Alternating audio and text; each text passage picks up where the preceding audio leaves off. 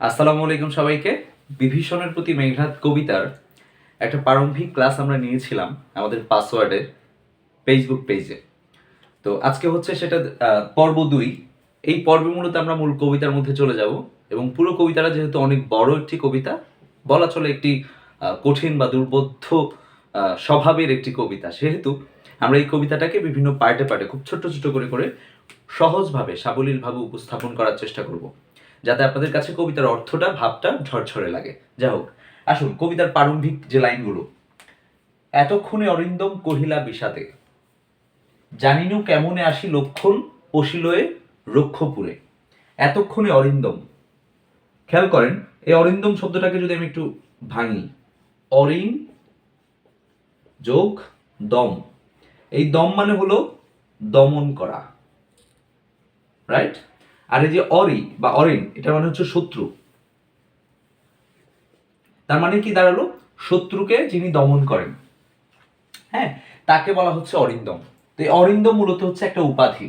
তাহলে এই উপাধি দ্বারা আসলে মেঘনাদকে বোঝাচ্ছে। মেঘনাদ, আচ্ছা মেঘনাদকে, এটা আপনারা একদম প্রথম পার্টটা দেখলে এই কবিতার একদম প্রারম্ভিক কথাগুলো আপনারা বুঝবেন।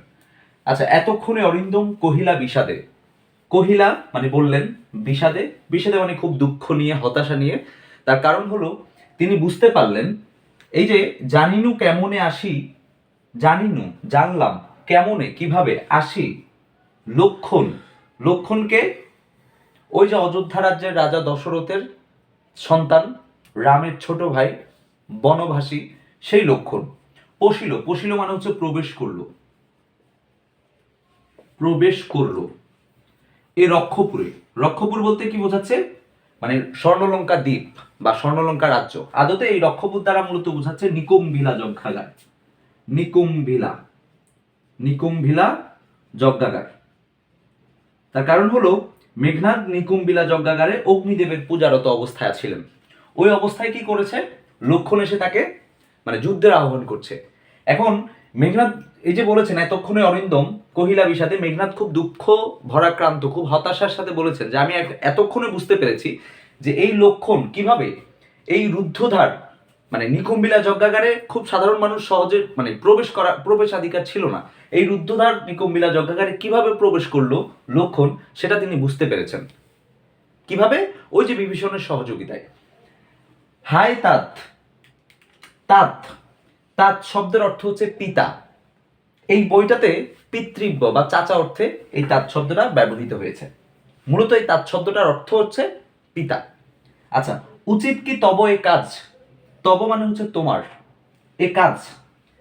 বিভীষণকে মেঘনাদ প্রশ্ন করছেন যে হাই তাত, উচিত কি তব এই কাজ, এই কাজটা কি আপনার উচিত হয়েছে? লক্ষণকে এভাবে প্রবেশ করতে দেয়া বা কুটকৌশল করে প্রবেশ করানো আপনার কি আসলে উচিত হয়েছে? আচ্ছা, এরপর লাইন, নিকষা সতী তোমার জননী। তিনি এই উদাহরণগুলোর মধ্য দিয়ে, কথাগুলোর মধ্য দিয়ে বিভীষণকে মনে করিয়ে দিতে চাচ্ছেন যে তার যেই বংশের গৌরবের কথা, এই স্বর্ণলঙ্কা দ্বীপ বা স্বর্ণলঙ্কা রাজ্যের সন্তানদের বীরত্বের কথা তিনি স্মরণ করিয়ে দিতে চাচ্ছেন। তো নিকষা সতী তোমার জননী, তার মানে নিকষা সতী হচ্ছে কার মা? ওই যে রাবণের মা, বিভীষণ রাবণের ছোট ভাই, একদম ছোট ভাই, তাদের মা। সহোদর রক্ষশ্রেষ্ঠ, এই রক্ষশ্রেষ্ঠ মানে হচ্ছে কি? রক্ষপুরের শ্রেষ্ঠ সন্তান বা বীর সন্তানদেরকে রক্ষশ্রেষ্ঠ বলা হয় বা রাক্ষস বলা হয়। তো এই রক্ষশ্রেষ্ঠ এখানে মূলত রাবণকে বোঝাচ্ছে, রাইট? আচ্ছা, এরপরে সুলিশ শম্ভুনিভ কুম্ভকর্ণ। এই কুম্ভকর্ণ হচ্ছে বিভীষণের আরেক ভাই, অর্থাৎ রাবণের দ্বিতীয় ভাই, দ্বিতীয় সহোদর। এই সুলিশ শম্ভুনিভ এটা হচ্ছে একটা উপমা, হ্যাঁ। সুলিশ শম্ভুনিভ শূল পানি দেবতা, শূল পানি মহাদেব, মহাদেবের মতো কুম্ভকর্ণ, এই ব্যাপারটা বোঝাচ্ছে। ভাতৃপুত্র বাসবী বিজয়ী, ভাতৃপুত্র বলতে কাকে বোঝানো হচ্ছে? মেঘনাদকে বোঝানো হচ্ছে। বাসব, বাসব মানে হচ্ছে ইন্দ্র, ইন্দ্র দেবতা, কেমন? দেবতাদের রাজা, দেবতাদের রাজা হচ্ছে ইন্দ্র, তাদের রাজা দেবতাদের রাজা।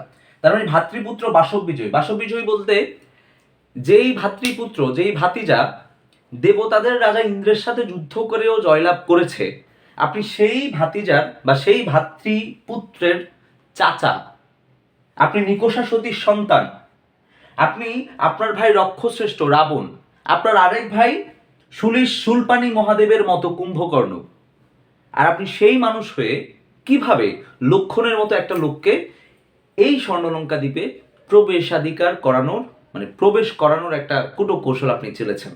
এই প্রশ্ন মেঘনাদ বিভীষণকে করছেন। আচ্ছা, নিজ গৃহপথ তাত দেখাও তস্করে। এই তস্কর মানে হচ্ছে ছোট লোক বা চোর। মূলত তস্কর সব শব্দটার অর্থ হচ্ছে চোর। কেমন? চন্ডালে বসাও, চন্ডাল মানে হচ্ছে ছোট লোক, ছোট লোক। কেমন? তার মানে এই যে তস্কর বা চন্ডাল, এই দুটো শব্দই লক্ষণকে মানে লক্ষণকে লক্ষ্য করে মেঘনাদ বলেছেন। চন্ডালে বসাওয়ানি রাজার আলয়ে, আলয় মানে হচ্ছে ঘর, বাটি, নিকেতন। এরপরে লাইন হচ্ছে কিন্তু নাহি গঞ্জি তোমা, গুরুজন তুমি পিতৃতুল্য। গঞ্জি মানে হচ্ছে তিরস্কার করা বা উপহাস করা, তিরস্কার করা।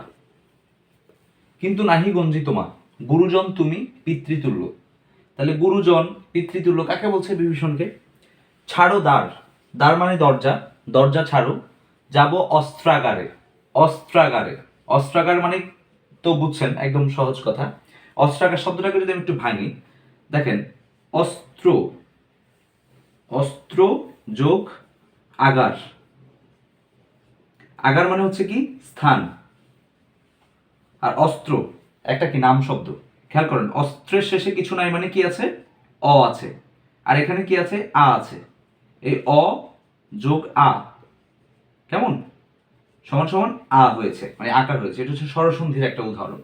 যা হোক, এখন পাঠাইব রামানুজে, রামানুজ, রাম যোগ অনুজ মানে কি? অনুজ মানে হচ্ছে ছোট, তার মানে রামের ছোট। কাকে বোঝাচ্ছে? লক্ষণকে বোঝাচ্ছে, রাইট? আচ্ছা, তার মানে পাঠাইব রামানুজে, তার মানে লক্ষণকে পাঠাবে সমন ভবনে। সমন মানে যমের আলয়। কোথায়? কোন আলয়? যমের আলয়। ভবন মানে হচ্ছে বাড়ি, আলয় বা বাড়ি, সমন মানে হচ্ছে যম, তার মানে যমের আলয়, অর্থাৎ মানে মেরে ফেলবেন। হ্যাঁ, তার সাথে যুদ্ধ করে তিনি যমের বাড়ি পাঠিয়ে দিবেন। আচ্ছা, লঙ্কার কলঙ্ক আজি ভঞ্জিব আহবে। লঙ্কার কলঙ্ক, লঙ্কা বলতে কি বোঝাচ্ছে? স্বর্ণলঙ্কা দ্বীপ। কলঙ্ক বলতে কোন কলঙ্ক? এই যে স্বর্ণলঙ্কা দ্বীপের যে একটা ঐতিহাসিক মানে বাস্তবতা, একটা যে ঐতিহাসিক গৌরবময় বীরত্বের কথা আছে, ইতিহাস আছে, সেই ইতিহাসকে ভুলুণ্ঠিত করে বিভীষণের সহযোগিতায় এই যে লক্ষণ, সে নিচু জাতের হয়ে মানে ছোট লোক হয়ে সে কি করেছে? যেই রুদ্ধদ্বার নিকুম্ভিলা যজ্ঞাগারে সে প্রবেশ করেছে শত শত প্রহরীর চোখ ফাঁকি দিয়ে। এই যে প্রবেশ করাটা, এই প্রবেশ করাটাকে মেঘনাদ বলছেন লঙ্কার কলঙ্ক। আজই ভঞ্জিব আহবে, ভঞ্জিব মানে হচ্ছে বিনষ্ট করব বা শেষ করব, বিনষ্ট করব বা শেষ করব মানে ধ্বংস করব। আহবে, আহবে শব্দটার মানে হলো যুদ্ধ দ্বারা। কি দ্বারা? যুদ্ধ দ্বারা বা যুদ্ধ দিয়ে। তার মানে কিন্তু নাহি গঞ্জিতোয়া, আমি আপনাকে তারপরেও কি করব না? তিরস্কার করব না। গুরুজন তুমি পিতৃতুল্য, আপনি হচ্ছেন গুরুজন, পিতার সমতুল্য। ছাড়ো দ্বার, দরজা ছাড়েন, যাব অস্ত্রাগারে, আমি অস্ত্রাগারে যাব, যেখানে অস্ত্র সরঞ্জাম রাখা হয়, যুদ্ধের যে অস্ত্র সরঞ্জাম রাখা হয় সেখানে যাব। পাঠাইব রামানুজে, লক্ষণকে পাঠাবো সমন ভবনে মানে যমের বাড়ি পাঠাবো। লঙ্কার কলঙ্ক আজি ভঞ্জিব আহবে।